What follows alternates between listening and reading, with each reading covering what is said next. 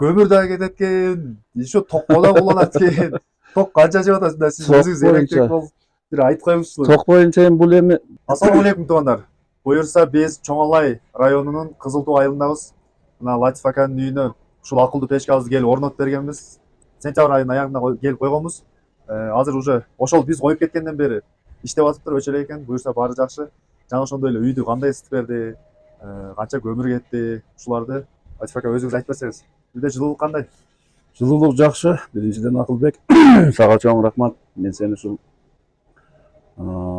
TikTok эмеден көрүп эле ошодон өзүңө чыга алып, өзүң менен келип балдар келип орнотуп берген. Ошодон бери мына сентябрдын аягында коюлган эле, ошол почти сентябрдын аягынан бери печка өчө элек ушул күнгө чейин.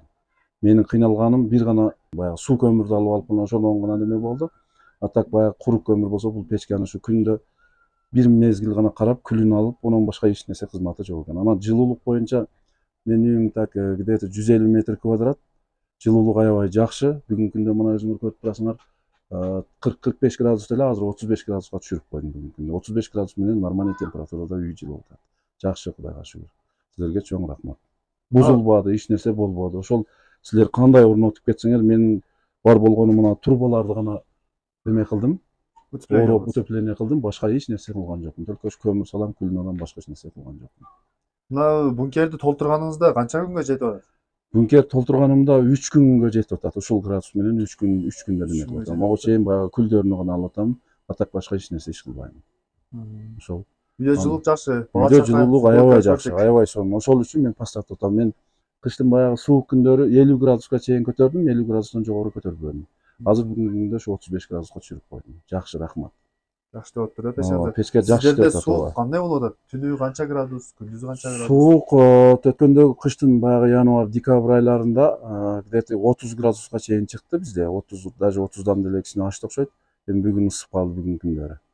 Ошол күндөрү 50 градуста турду. 50 градуста деле ошо өзүнүн ногу менен иштеп, үйдүн жылуулук эми баягы утепление болгондугу үчүн постоянно өзүнүн немеси менен, хоту менен иштеп турду. Өчөт, жанат баягы немелери менен. Так жакшы, эч кандай печке боюнча менде лично жалоба жок. Менин угушум боюнча сиз электрик экенсиз да? Ооба, электрик. Бизге көбү сурай берет да. Көмүр да кетет экен, еще токко да кулланат экен. Ток канча жеп атасыздар? Сиз өзүңүз электрик болуп бир айтып коюңузчу. Ток боюнча эми бул эми мынандай караганда булар 12 вольт менен дагы иштей турган бүт оборудованиялар, мыналар бүт баардыгы 12 вольт менен деле иштейт.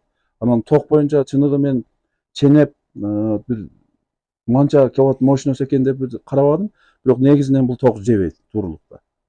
Негизинен жебейт токто. Анан мисалы үчүн мурда былтыр бул печка жок эле да сизде? Жок эле, ооба. Жогунда канча светке акча төлөйт элегиз?